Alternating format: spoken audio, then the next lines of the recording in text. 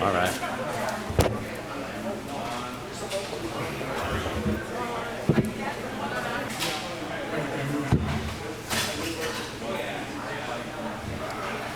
We'll get started in a minute here, so if people want to find a seat, that'd be great. Just working through a few last pieces.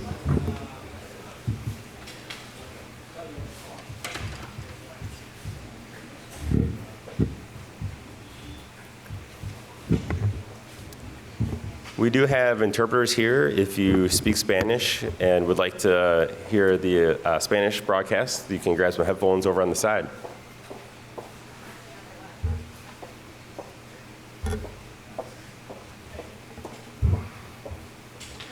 Thank you.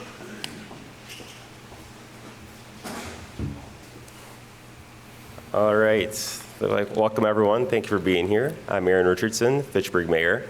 Again, if you would like to hear the Spanish translation, we do have some headphones over on the side table here. You can go ahead and grab one of those, and you can listen to tonight's events in Spanish. Thank you all for being here today and to attend today's event. We're here to meet the finalists for the Chief of Police for the Fitchburg Police Department. The city started this recruitment back in May, following the announcement of former Chief Chad Breckland's promotion to City Administrator here in Fitchburg. I would like to first thank the PFC Commission for inviting me to moderate this evening's event. I would like to thank Jeff and Chris here at the Painters Training Center for allowing us to hold the event here at your location. And I'd like to thank Jeff Rollinger with the Jamestown Neighborhood Association for helping to promote and encourage residents to attend this evening's event. The city asked for the public to submit questions for consideration for this evening's event. We also received some questions to ask from the community and employee survey. The commission has identified 5 questions to ask each of the candidates, and they'll each have 3 minutes to respond. We do have a timer up front, so we do know when they reach that 3 minutes. Following answering all the questions, we do invite you to stay and mingle with the candidates and ask them any additional questions you may have. We will have some time after this more formal piece. The evening will end promptly at 8:30 p.m. I would like to remind everyone that is watching that the Police and Fire Commission meets tomorrow at 5 p.m. in closed session to decide which candidate or candidates they would like to do further background on. The public is always welcome to provide input before the commission goes into closed session, either in person or virtually. Before we get started with the questions, we'd like to first start by asking each candidate to briefly describe their qualifications and why they're interested in being the city's next police chief. And throughout the questions, I will kind of go down the aisle and have a different person start to answer first each time. So we do have some variety on who answers first, who answers last. So I'm going to start on my right, and so I would start with Scott, and you can start with describing your qualifications and why you're interested in being the next police chief. Oh, thanks a lot, Mayor. Thank you, everyone, for having me and welcoming me here in Fitchburg. You have a wonderful city, and I'm hoping to become a part of the team and city. I started in police work in 1998 in the City of Watertown Police Department.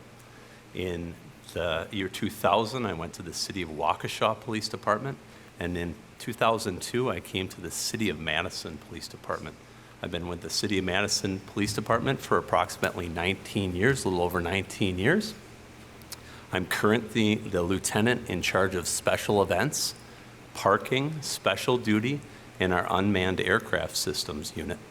I supervise approximately 54 people, civilian and non-civilian staff.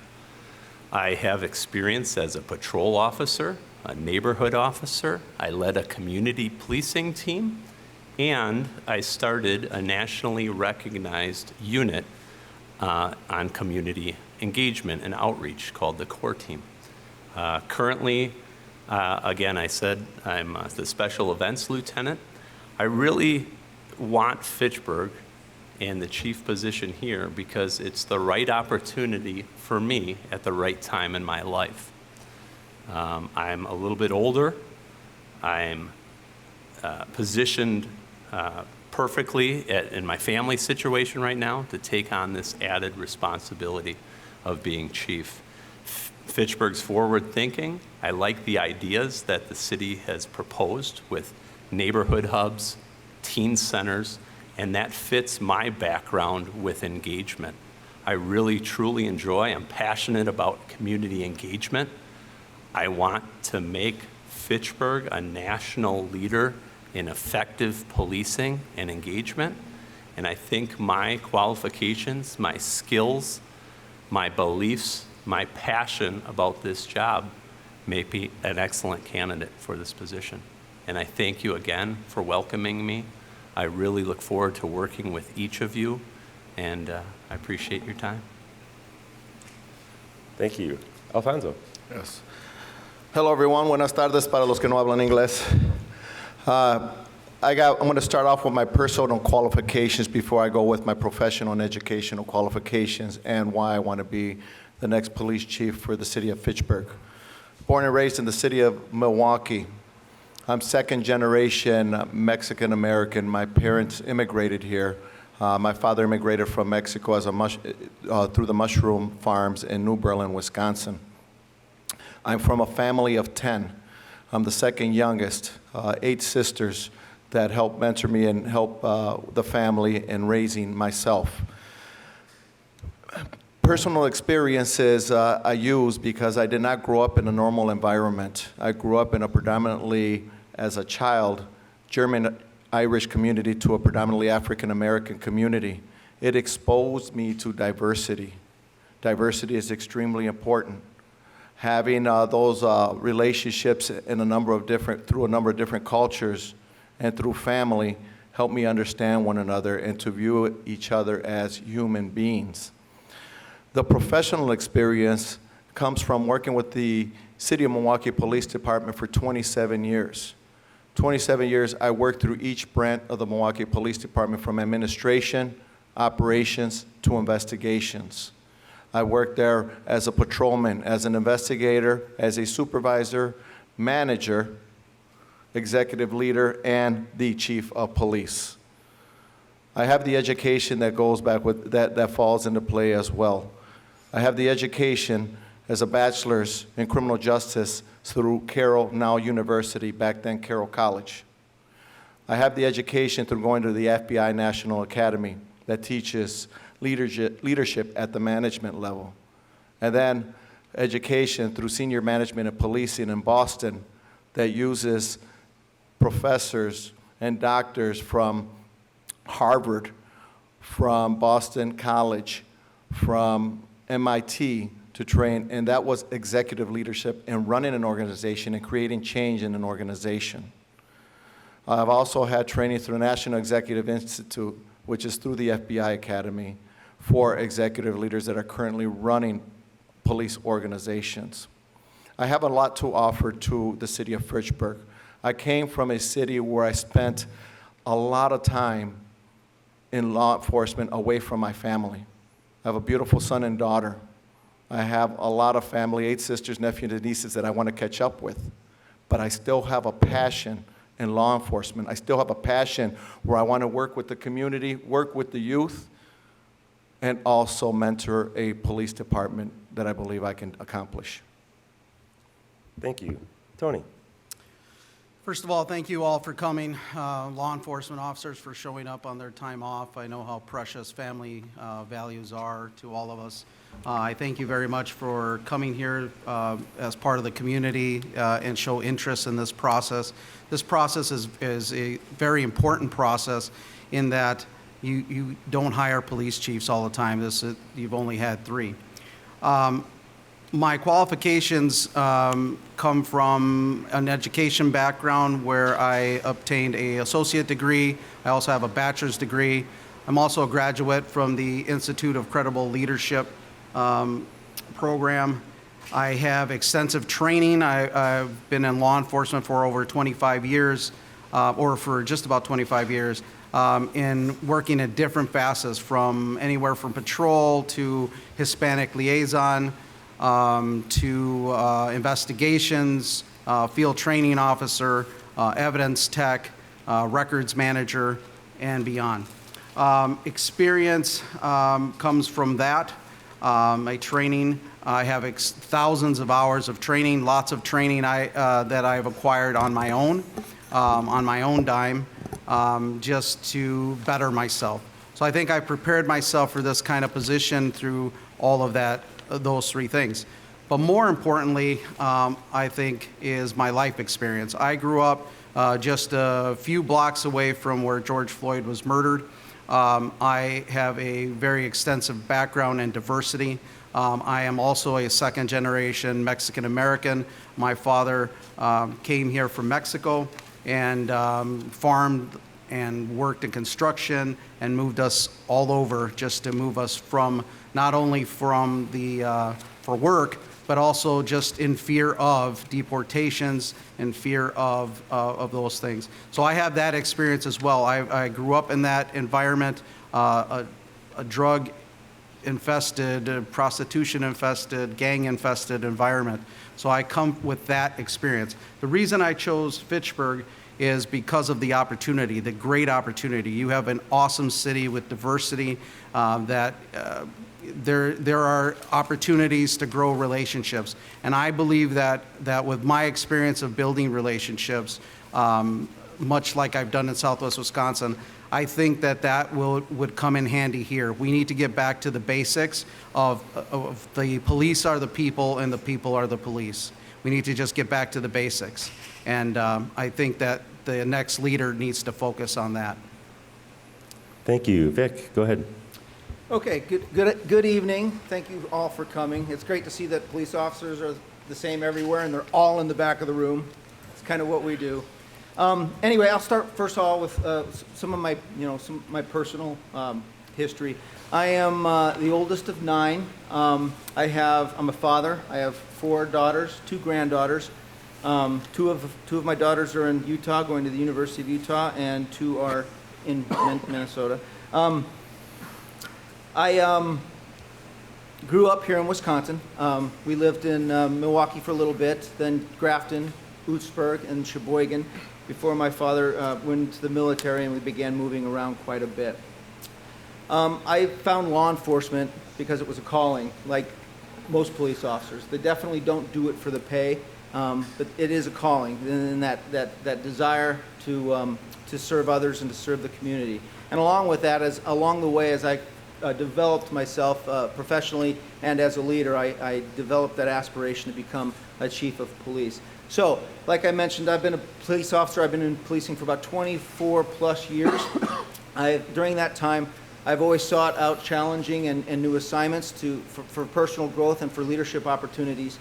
I've obtained education along those lines too. I have a master's degree in criminal justice from Arizona State University, graduate level certificate in law enforcement administration and leadership, and then I've also attended and completed Northwestern University's School of Police Staff and Command College, which is an executive level leadership course. It's an extensive 5-month program and is considered an equivalency of the FBI National Academy. During my 24 plus years, I've had the opportunity and the pleasure of being a member of, part of, led, improved every aspect of policing.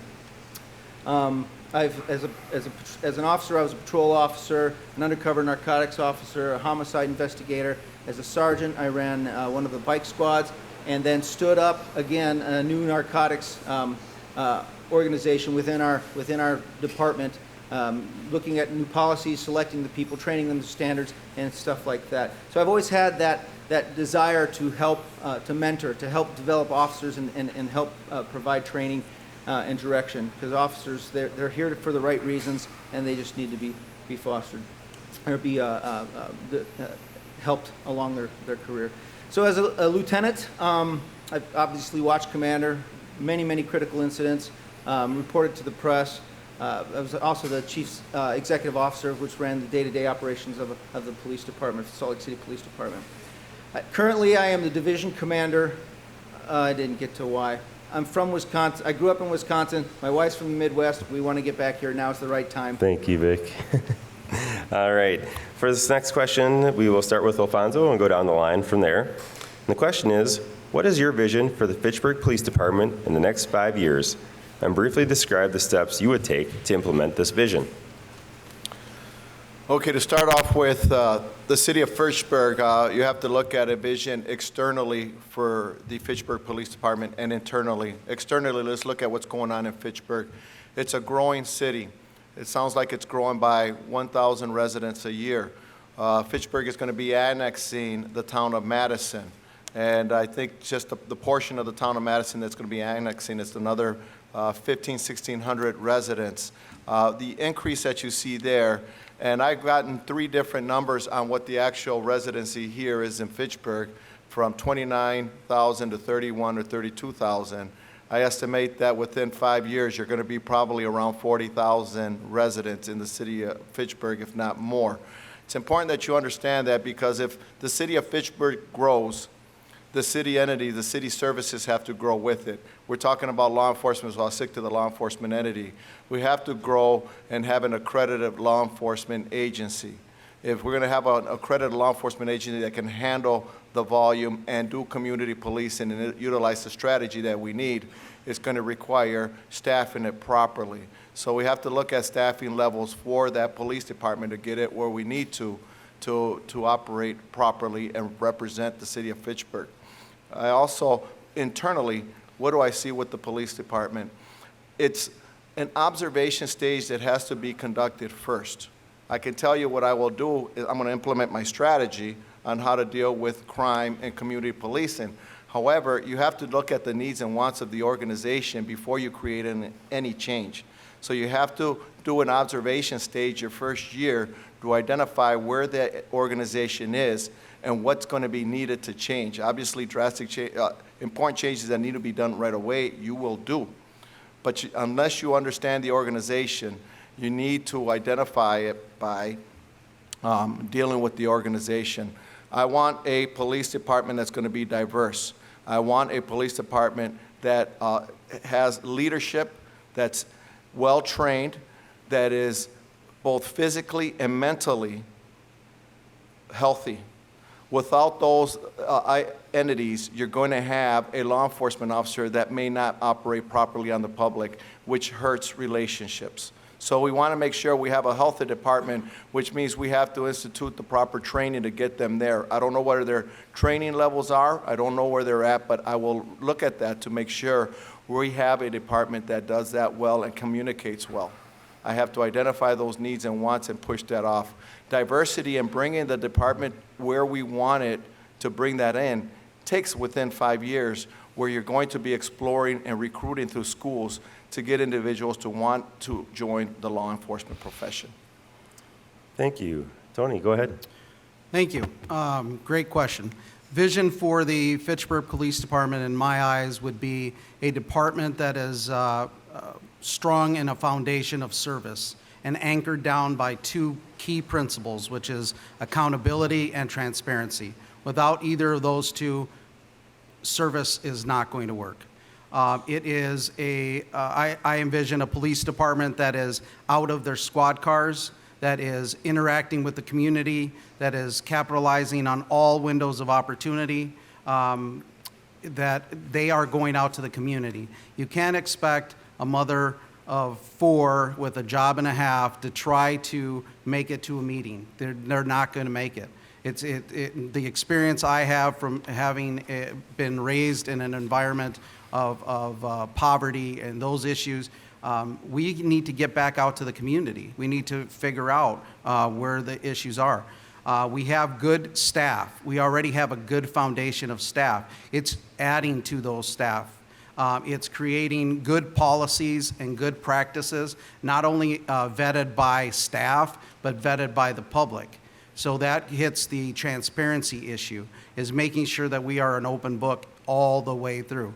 I see our department within 5 years being accredited nationally as one of the accredited agencies. It's possible. When I was in Darlington, I was part of an accreditation process, and we were able to fulfill the core standards of accreditation in a department of 2,400. We can definitely do it here. We train with Middleton PD. Middleton PD's accredited. We can do that. And accreditation, for those that don't understand, means that we have policies and practices that are formulated based on best practice, and that we can prove that we use them. And how do you do that? Is to get out to the community to make sure that they're having opportunities to talk about what's being done out in the community, listening to your patrol staff, making sure that we're actually listening to them, active listening. They're the ones that are the boots on the ground. They're the ones that are bringing the information to us. I envision a community that if something like what happened in Minneapolis, and a person like George Floyd is being killed, that the other 3 officers are going to trip over themselves to get that man off. That's what I envision.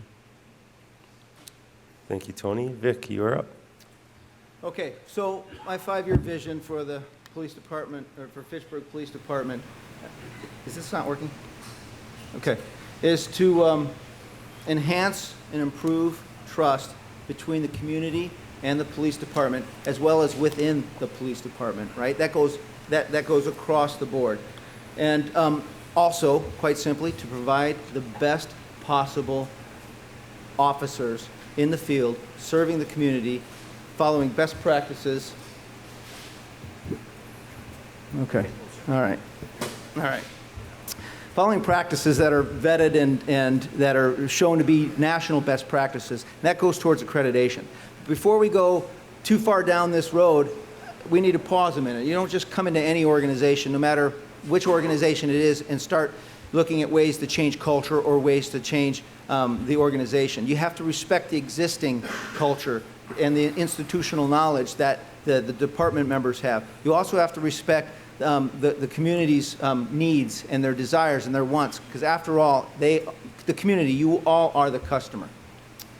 Now, in order to do that, we need to look at what the strengths of the department are, what the weaknesses are, and look for opportunities in those strengths and weaknesses on ways that we can improve our services to the community, our relationships with the community, and most importantly, that trust, right? Because after all, it is the community that gives the department their legitimacy, their ability to enforce the law. They're essentially saying, yes, you guys, we trust you. You guys can enforce the law in our community. So, we do have to look at that. It's called a SWOT analysis. And then you can start looking at an overall strategic plan and start putting that into an actual 5-year strategic plan, something that you can march to, something that you can go back to touchstones and look at. How are we doing in realizing this goal? How are we doing realizing this goal?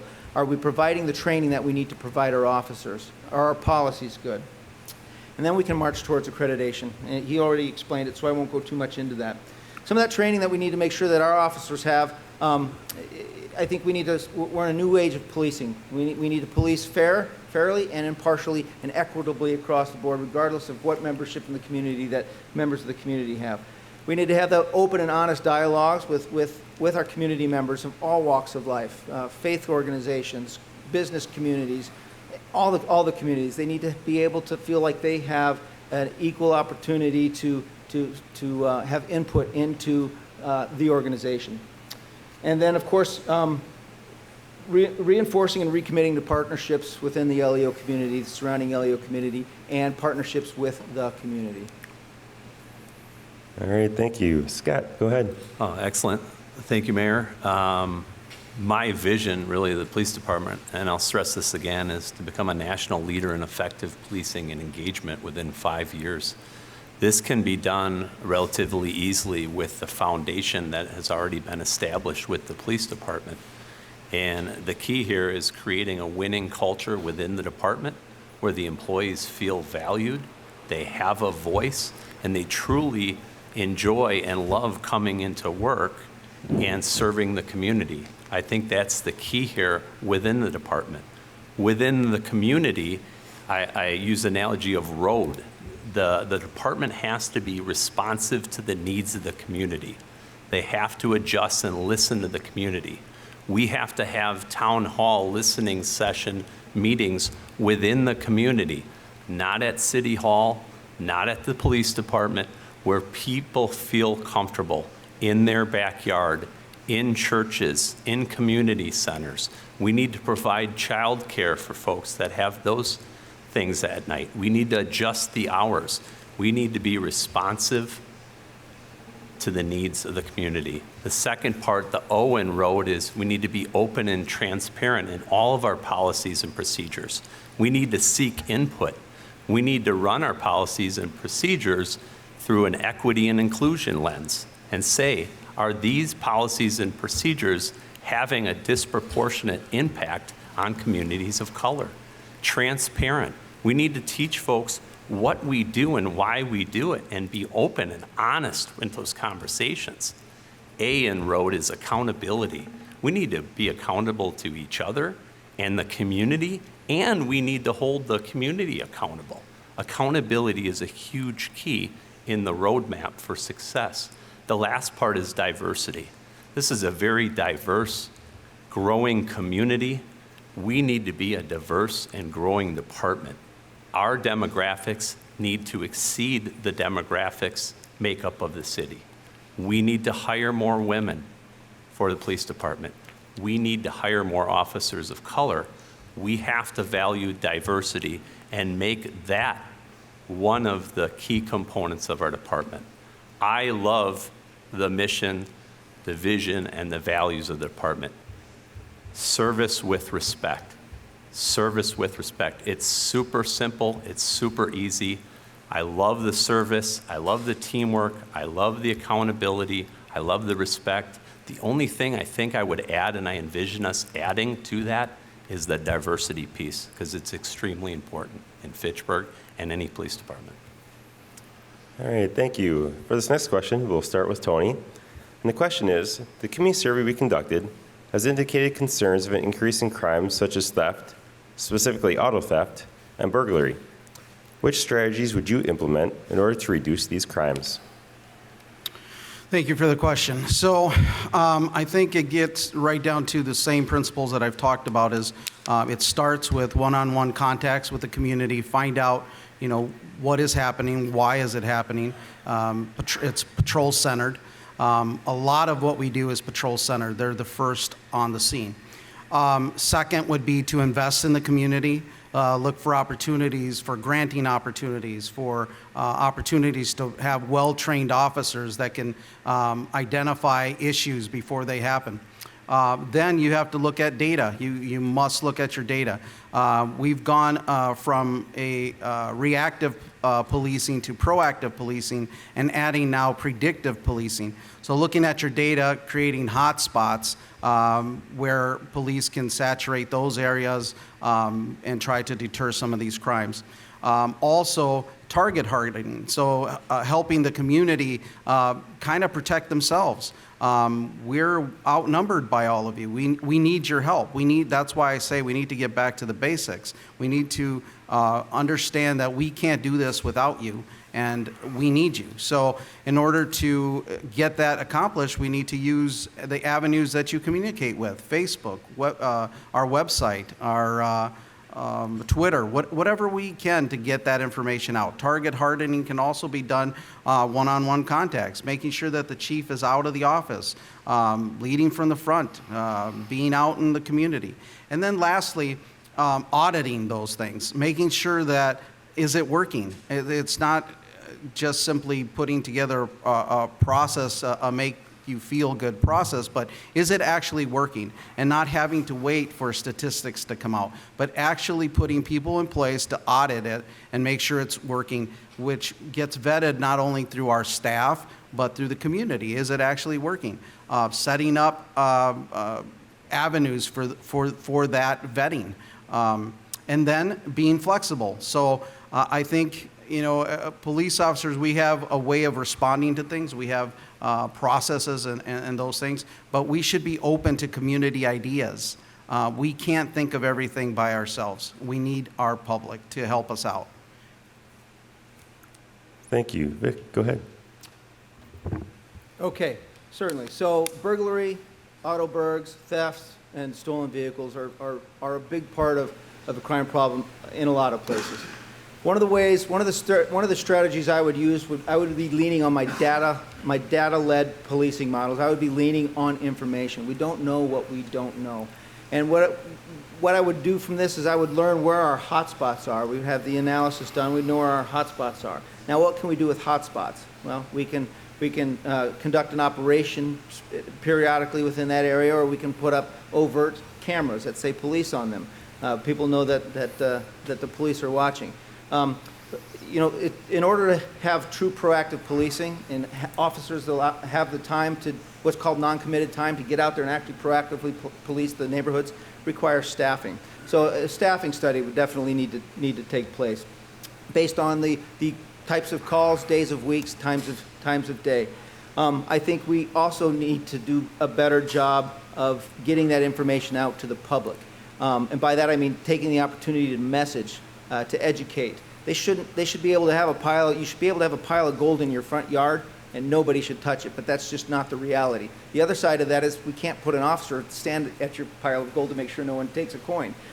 But what we can do is we can do start a robust messaging campaign. 9 o'clock nightly tweet. Hey, it's 9 o'clock. How many of you remember 9 o'clock? Do you know where your kids are? It's 9 o'clock. Have you done your safety sweep? Meaning locked your door from the garage into the house, locked your car doors, removed valuables. Messaging like that. And also education. Educating members of the community with how they can best protect themselves. Again, they shouldn't have to. You shouldn't have to, but the reality is you do. And so that's where we as a police department need your help to help us provide a better and a safer environment. Back to the cameras, obviously, you have the opportunity to put those cameras in high-use areas, shopping centers, restaurants, hotels, etc. Additional and relentless follow-up. We need to have a mechanism in place to relentlessly follow up on these mechanisms and measures that are put in place to reduce crime and the fear of crime. I'll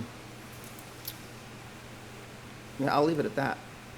All right, thank you. Scott, go ahead. Thanks again, Mayor. This isn't a new problem. This has been around for 5-6 years now. The officers in the back of the room, we've all done engagement with these youth. We know who's committing these crimes, and it's now time for the justice system, politicians, everyone to put pressure so that these kids are held accountable for their actions. Right? They need to be held accountable for their actions because somebody's going to seriously get hurt soon from these actions and these auto thefts and these burglaries where people are breaking in the homes when the residents are present. There's no excuse for that. And I think the officers here in this room, the officers in Fitchburg, are working together with the other agencies in the area because we're all experiencing the same problems. This problem goes from Dane County all the way to Milwaukee County and every county in between. These kids are going around and terrorizing communities and really scaring the public. They're gonna hurt somebody. A couple of things we can do. Crime prevention through community engagement. Before all of you leave, if you haven't seen this flyer from the Fitchburg Police Department, it talks about all the things that you can do as a community and as a good neighbor to prevent these crimes from occurring. We can't just arrest our way out of this problem. We have to think long-term. We have to hold the kids accountable, but we also have to build systems so that this doesn't happen in the future. That's where these neighborhood hubs, these teen centers come into play. That's not an immediate fix to this problem. That's a long-term solution. In the meantime, we need to put out the fire. We need to identify these kids. We need to work with the other jurisdictions. We need to hold them accountable for their actions and also build Fitchburg so that this doesn't happen in the future. And that's investing time and resources and people and money into those neighborhood centers, into that neighborhood hub, into that teen center, because that will prevent these crimes in the future. We know who these kids are. They need to be held accountable. It's a community-led approach to this crime prevention. The officers need to get out there and engage. Have these in their car. Share this information. Get it on the website. Work with other agencies. But please, take a look at this before you leave. I'll leave them up there for you. Take one with you. Be a good neighbor. Share it with everybody else in Fitchburg. Crime prevention is huge to stopping this problem, and so is that accountability piece. Thank you. All right, thank you, Scott. Alfonso, go ahead. Okay. I'll start off with a statement from a charismatic president, far past. I think very few of you probably were around. I know I wasn't born yet. But he made one statement that said, ask not what the country can do for you, ask what you can do for your country. Ask not what Fitchburg can do for you, ask what you can do for Fitchburg. That's extremely important in the strategy and philosophy that I believe in. Believe in the crime triangle. 10% of the individuals account for the majority of the problems in the area. 10% of the victims account for the majority of the problems in the area. And 10% of the locations account for the majority of problems in your area. If you focus on that 10%, it's easier to focus on. You need to bring a group together and identify what the problem is. As you already heard, we know who the burglars are. We know who the auto thieves are. You know who those people are that are committing the crimes, but we don't know the root causes of what's going on. You have to identify the root causes, and that means all hands on deck. Let's talk, for example, on an individual. If you're talking about an individual that's the problem, you have to identify what that is and communicate. Crime holds no boundaries. We just discussed about a problem that's going from Milwaukee through Madison and all the suburbs between that. So if we know that, why aren't we communicating? A district attorney won't issue a charge because they're inundated with cases. But if you bring the district attorney to the case, where you know that, for example, this burglar has committed burglaries in Verona, Middleton, Sun Prairie, and Fitchburg, that's a problem.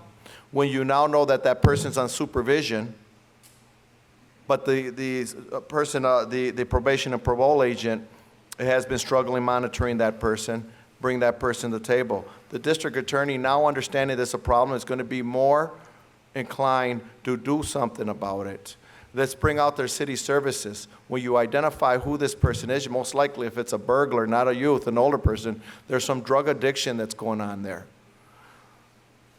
There's a lot that can be done when everybody brings their data to the table and shares it. We don't hold someone else accountable. We hold ourselves accountable when we come to the table, and we identify ways that we can do something to help the problem. Location-based.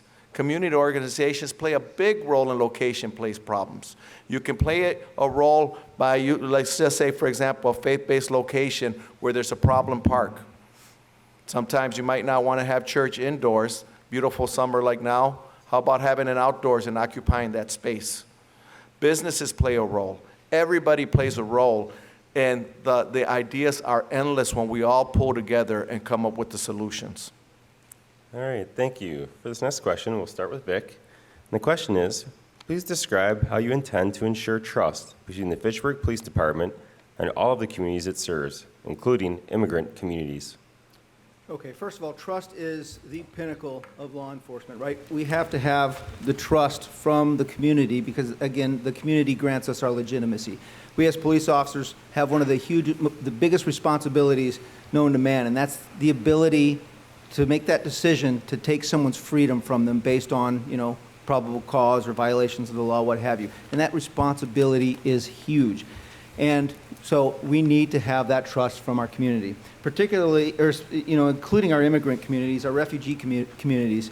In the past, I've had some issues with immigrant and refugee communities being victimized by people who know that they won't go to the police because they're afraid of the police, because they bring these experiences from these countries that they come from, or these cultures that they bring that experience with them of police abuse and locking someone up for 7 days so they can get a confession. We don't do that here in America. That's not what we do. But we have to overcome that fear. We have to overcome that culturally ingrained impression of the police departments or the police officers. And it was particularly obvious in the Hispanic community on one side of town that when I was the commander of a patrol division on a certain side of town that was had a large population of Hispanic and refugee-owned businesses, and they wouldn't participate in helping themselves or reporting crimes or participate in the investigation because they were fearful that they or their parents or their grandparents or their aunt or their uncle would be deported because they didn't have all the proper colored stamps on their documentation. We as police officers, we really don't care. We really don't. And I think one of the ways to get over that is to seek out and build those relationships, because I think building relationships builds trust. Trust builds the opportunity in that environment where we can start to collaboratively solve crime and issues within the community. But we've got to overcome that culturally ingrained aversion to helping themselves or to participating in law enforcement investigations. And that involves, again, I'm going to come back to relationships, is forming those and fostering those relationships by going to where members of the community live, to where they eat, to where they recreate in the parks, to where they worship, and start having those conversations with members of all members of the community. I don't have time for an example. I was going to give you an example, but it all comes back to building those relationships and fostering them and consistent follow-up. All right. Thank you, Vic. Scott, go ahead. Awesome. Thanks again, Mayor. Be involved, be engaged, be present, be honest, be transparent with the community and in the community. Be open to having those tough conversations about systematic racism, about implicit bias.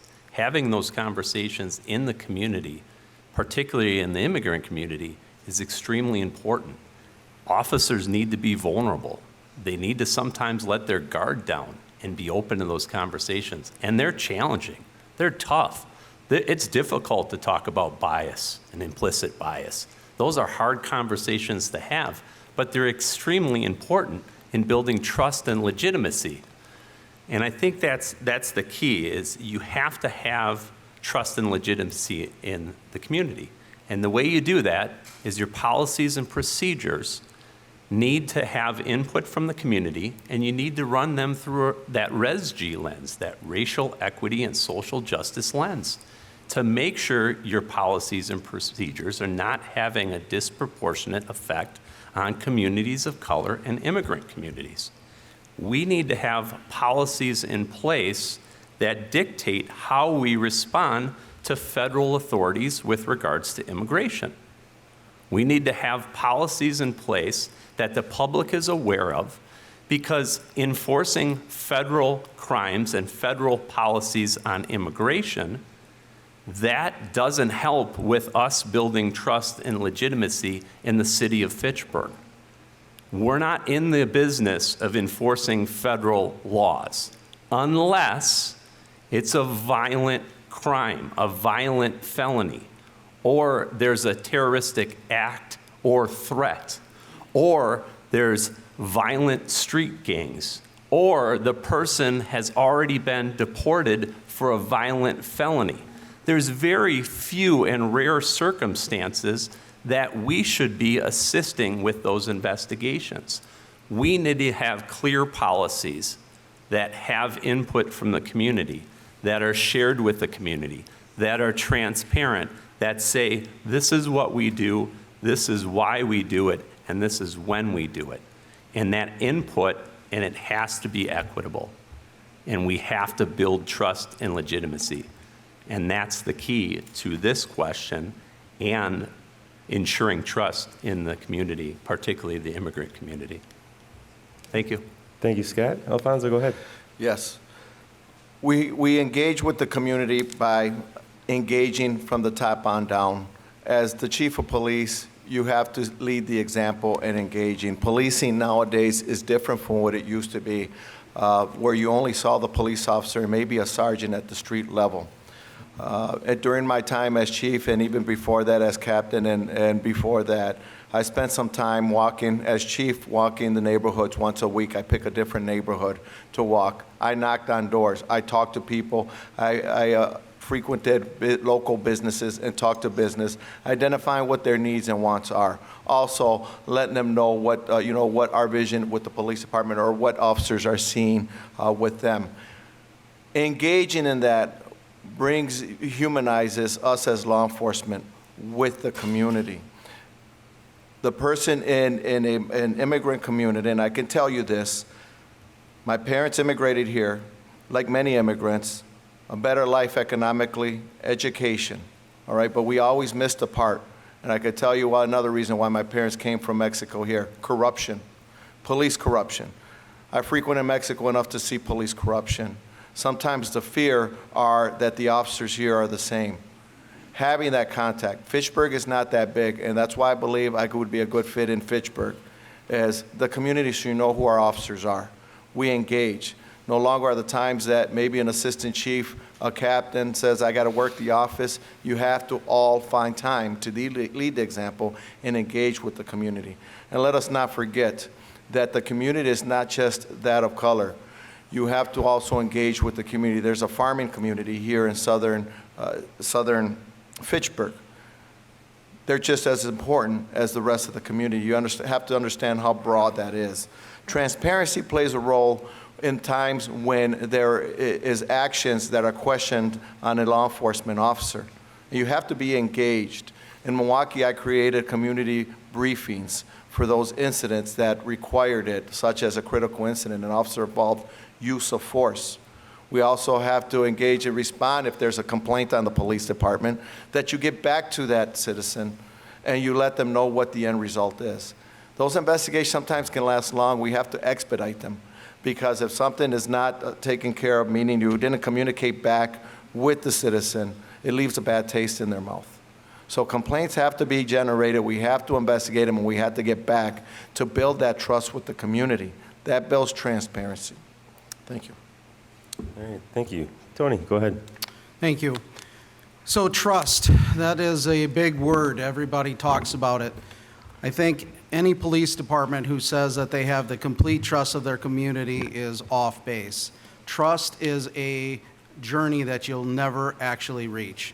And as soon as you understand that, the quicker you will get to actually making some changes. Trust has to be garnered by several different ways. Police contacts, and it's got to start from the top. You've got to set the tone. The chief of police has to set the tone of the department.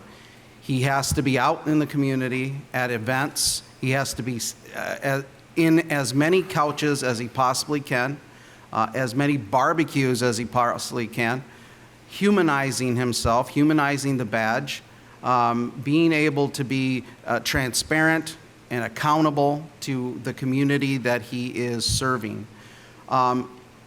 Key to building relationships and building trust within a community is identifying windows of opportunities. You should create such an environment that there just isn't enough time to capitalize on all the opportunities that are available. You should run out of time. There's so many opportunities, encouraging staff to do things outside of work.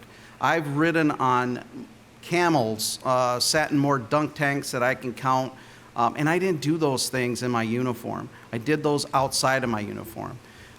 Making sure that you capitalize on restorative justice practices. A lot of our youth are lost. They come from broken homes. They feel as though the time is running out. A lot of our youths are also being used by older people that are actually the masterminds of those crimes. So getting to them quickly, getting to them out there. Building trust also is making sure what I have always coined a 97% to 3% rule. 97% of all people, and it doesn't matter what you pick, whether it's a community, a law enforcement agency, a company, are good people that sometimes make mistakes. We can deal with that. 3% of the population is why we have law enforcement officers. The key to building trust is not treating your 97% population as though they were 3%. Having respect, being accountable, accepting responsibility when there is a mistake done. When one of your officers makes a mistake, that the chief of police doesn't point at them and puts himself in with them because he's part of the problem as well. That is really how you build legitimacy and respect within a community and trust. Thank you. For this next question, we'll start with Scott again. As police chief, department members and community stakeholders will have a variety of expectations, including supporting department members and fair and impartial policing, to name just two of them. As chief, how will you manage these two expectations and seek to earn the confidence of both department members and community stakeholders? Well, I think everyone has the right to feel included, respected, and safe in the workplace, community, and our country. We need to, again, make policies and procedures that have community input, that are run through that racial equity and social justice lens. So we know our policies and procedures are not having a disproportionate effect on communities of color.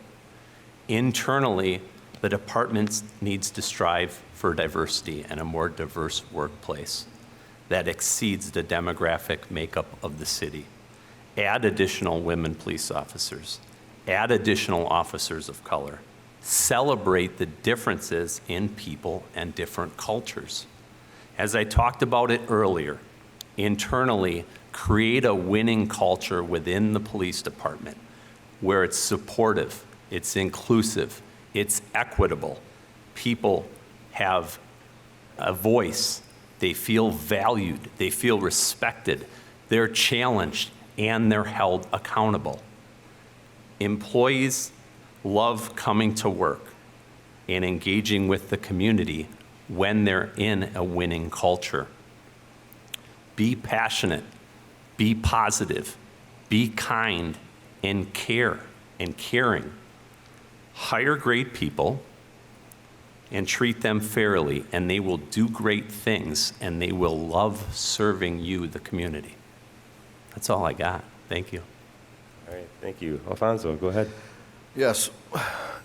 As chief of police, I have to tell you, especially in the last year and a half, law enforcement has taken some extensive criticism, and you can't help but to understand that the sworn, and many of you that are standing back there, I have to support you. You have a tough job, and I have to support you, but at the same time, we have to hold you accountable. We talk about fair and impartial policing and implicit biases. I am well-versed in that piece, but I want to give you a little history. You go back 30 years in the early 90s when there were meetings such as this that talked about cultural issues and the way officers were treating people of economically challenged and people of color. It's the same that's going on now. And the training back then was verbal judo and cultural diversity. Now it's implicit bias, and we're talking about professional communications. I want to take it a step further. We know that we all have implicit biases. What we have to learn, especially a generation that is used to the cell phone, is we got to get back to our social skills.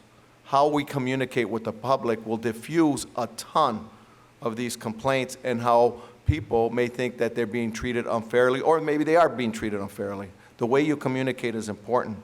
I want to institutionalize a few things from the bottom that continue throughout the training, and that's negotiating or communicating under crisis.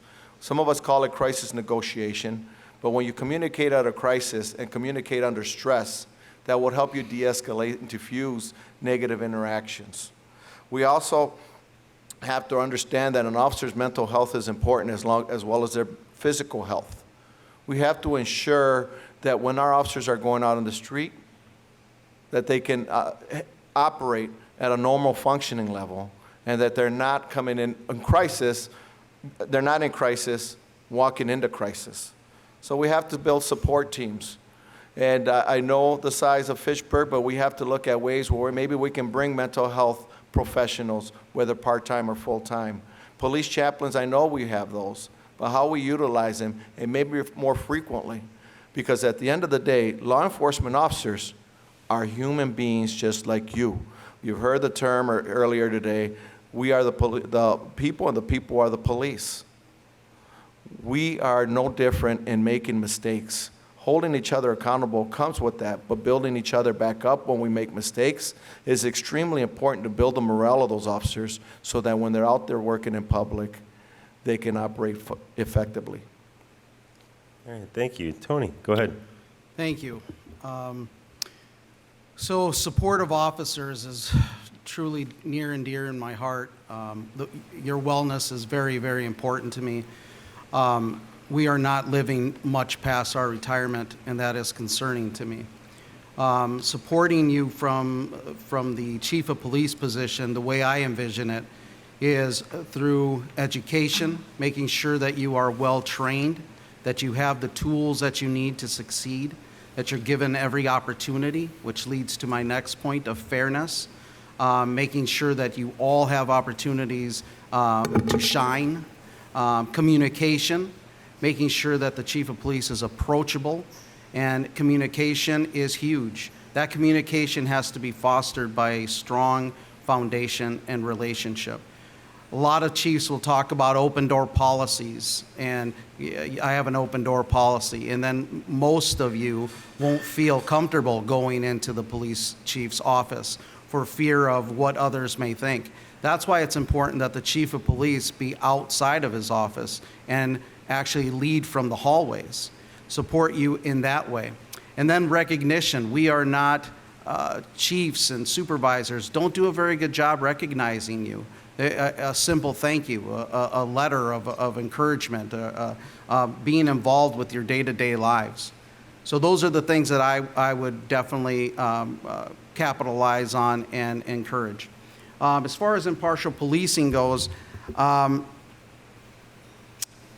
like I said earlier, I grew up in a very rough neighborhood where I've been discriminated as a person of color. I've been treated with racism, even in my profession, even by my peers.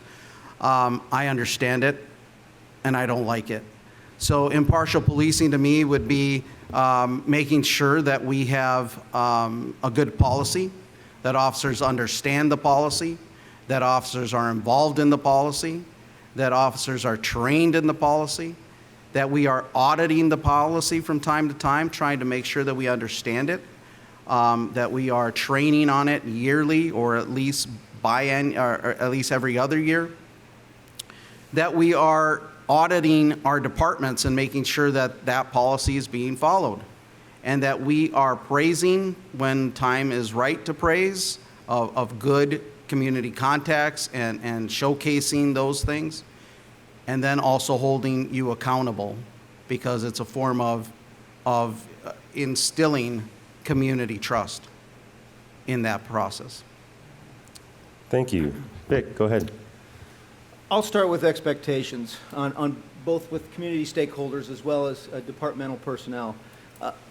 Expectations, they take a couple of forms. There's realistic expectations and there's unrealistic expectations. But any expectation that's not met leads to disappointment, mistrust, a breakdown in relationships.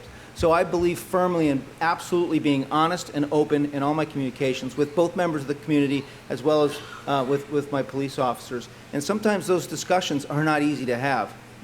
Sometimes the truth just is, it stinks. But you deserve that. The officers deserve that as well. Recently, we have a Racial Equity and Policing Commission in Salt Lake City, and there's a subcommittee for school safety. And the issue is school resource officers in schools or school resource officers out of schools. And I did have the opportunity to have these open and frank discussions with members of that subcommittee and explain to them our limitations as a police department, our capabilities as a police department. And explaining limitations is often a hard discussion to have because for whatever reason, constitution, law, whatever policies. But the capabilities are exciting. When we get the opportunity to explain to clarify our capabilities, we now have something that we can latch onto and work collaboratively towards that stated goal. As far as both the department and the community have stakeholders, and I think I'm of the opinion I want to hear from the employees. I am all for having a 4 to 6 person from different ranks and different jobs within the department advisory board to bring the problems or the issues that they're experiencing or that they're seeing, because after all, it is they who do the work they're out in the streets, they're interfacing with the community, and oftentimes that police officer is the only interaction members of the community will have with their government, and we need to make sure that they get the best product and the best representation of the city as well as the department. Also, I'm a proponent of having input from the community in some kind of a community advisement board, be that a 4 to 6 person from various communities, various demographics, and so we can open that dialogue that way, and we can continue to build those relationships, solve problems, learn to trust each other, and do great things. And I think that goes towards supporting both the community and members of the department. People, we just want to be heard. We want our issues heard. We want to know that we're heard, and we want to know, A, can you do something about it? B, why not? Let's get that all out on the table, have those discussions, and we can go from there. All right, thank you. We made it to our last question. The last question, we'll start with Alfonso. As police chief, you are expected to meet a variety of expectations from both department and community members. Officers tend to want a chief who will have their back. If asked whether you will have an officer's back, how have you or how would you respond? It's not about having an officer's back as much as it's supporting the officers when they are right, but also communicating to that public and explain when they are right. And when they are wrong, I'll be the first one to get out there publicly and say what our mistakes were and what our corrections are being done. That's part of transparency. I stated earlier that you can't have, when it comes to transparency, you got to communicate back to the public when there is a complaint made. Oftentimes that failure to communicate is going to make things seem that nothing is being done. Most agencies, I could tell you where I came from, if a citizen comes and makes a complaint, it has to be investigated. It has to be written down by a supervisor, and there's a number of different ways. You can either run it through the Fire and Police Commission, here it's Police and Fire Commission, or you can go to a local district or to make a complaint. We accept those complaints. We investigate it either through the Police and Fire or through the Police Department. You have to have a response when those are done. Many times through sometimes volume, the resident doesn't get an answer back as to what has occurred, yet discipline occurred. You have to also look at, as I stated earlier in a prior interview, it's easy to fire somebody who committed a fireable offense. Let's just say, for example, lying. It's easy to fire them. You lied, I can't use you in court anymore. I have to discharge you for the department. The harder part is discipline somebody who committed a violation that is punishable by, let's just say, maybe a suspension, a 1 or 2 day suspension, is getting that person to bounce back. You hear it in sports. It's not how hard you fall, but how you recover from that and get back up to play. We want our officers motivated. So you need to engage in the leadership when that time comes that I'd have to discipline an officer, is not leave that person alone. That's when they need the engagement from the leadership to show you made a mistake. All right, here's your penalty. Now it's time to get back in the game. What can we do to help you? If the errors occurred because of training, we got to get you the training. If the errors occur because you're overworked or there's some other outside entities going on or there's some going on at home, we have to ensure that that's being taken care of. And that's why we bring up mental health experts, police chaplaincy, or leadership in our department. We push leadership in organizations to understand the importance of every level of the organization. Leadership in police organizations is a must at the entry-level police officer, and leadership has to continue while you move up the ranks. It's a constant. We have to know how important we are as a servant leader as well as a leader. Thank you. Tony, you can go ahead. Yes, thank you. So I think with this question, you're going to hear a lot of transparency, a lot of accountability, terminology like that. Do I have your back? Of course I have your back, if you do what's right. In this profession, we can't have bad apples. It's just not possible. It's comparable to a airplane pilot. We just can't have bad apples. How would you fly in a plane if half the time the pilot doesn't land? Of course not. We have to be properly trained. We have to be held accountable. We have to be transparent with our community. We have to be doing something to making sure that we're ensuring the trust of our community. And we can't do that at any expense, at anybody's expense. It requires us to work as a team to identify things. However, it also requires that leadership, and starting from the chief, that he be patient and not jump to conclusions, and that he take his time. And first of all, even if the officer made a mistake, his welfare it is important to just check on him or her and say, are you okay? We'll deal with the issue. If it's something terribly wrong, then you will have known, because the culture of the department will be something that would not be acceptable. It is embedded in the fabric of that culture. If it's something that we could train or it's something that we can work on, more power to us. We will do that. As the leader of the department, I will accept full responsibility for everything you guys do. Why? Because I'm accountable to you and I'm accountable to the community. Just like I would expect everybody down the chain of command to accept responsibility. A term that I've used over and over, and if you call the dozens of people that I have trained throughout the years, throughout the 20 plus years of service, is the same analogy. If you ask them, what does he think about with regard to supporting staff and those things, they would say he's patient. If you mess up, he's going to hold you accountable. He's not going to jeopardize his soul or the relationship he has with this community. But if you make a mistake, I'm going to jump in the pool alongside with you, and I'm going to help you get out. That's it. Thank you. I'm Dick? going to be that guy, Mr. Mayor. Would you please repeat the question? Absolutely. Thank you. Yeah, as police chief, you're expected to meet a variety of expectations from both department and community members. Officers tend to want a chief who will have their back. If asked whether you will have an officer's back, how have you or how would you respond? I would respond absolutely. It all comes down to, like he just said, as the chief or as an executive leader of an organization, you are responsible, right? So that comes down to, now we got to look at policies.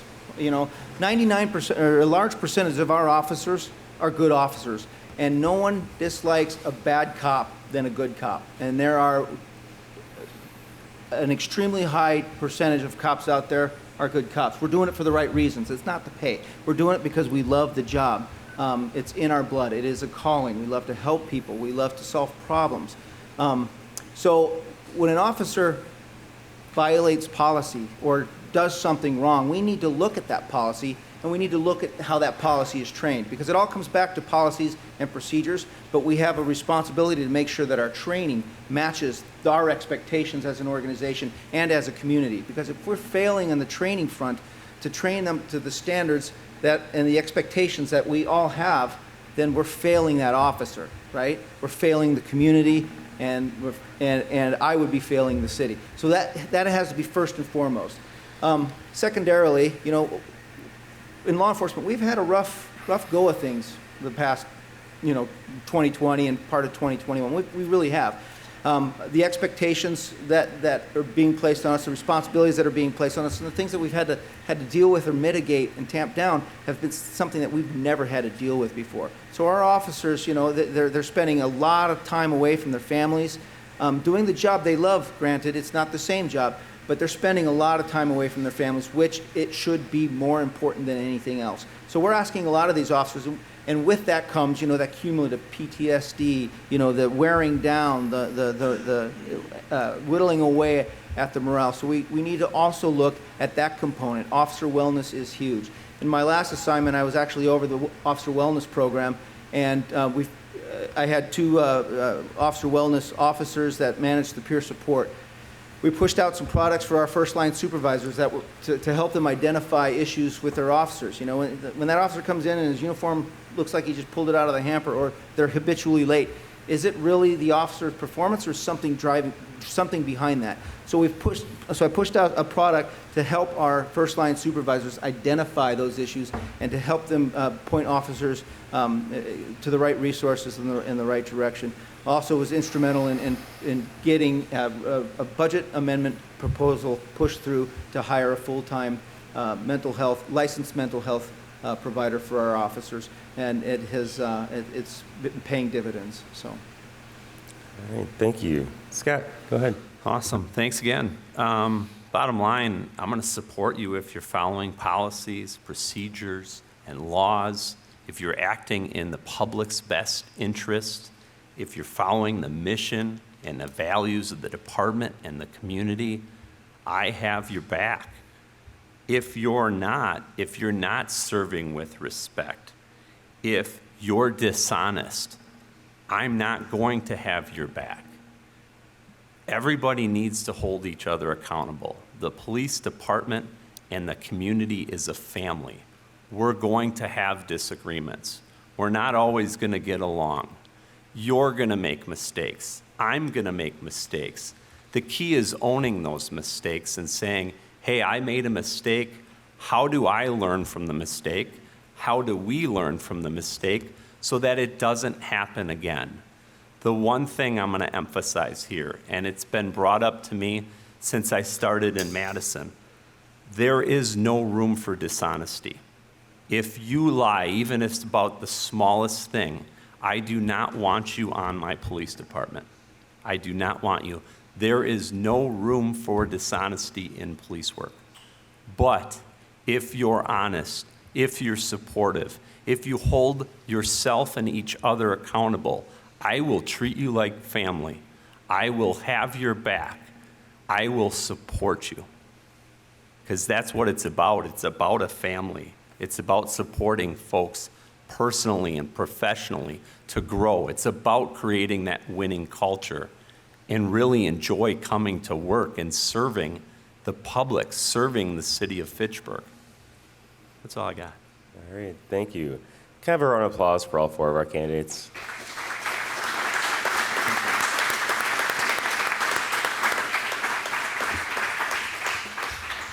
It's been a long day for all of them. We had them go through quite a few steps today.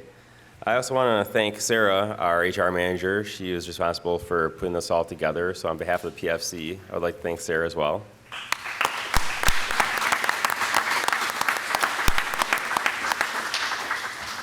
And I also like to thank PAC TV, who is here recording as always. All of this is available online on demand. So if you would like to share with other people, please do so. Thank you, PAC TV.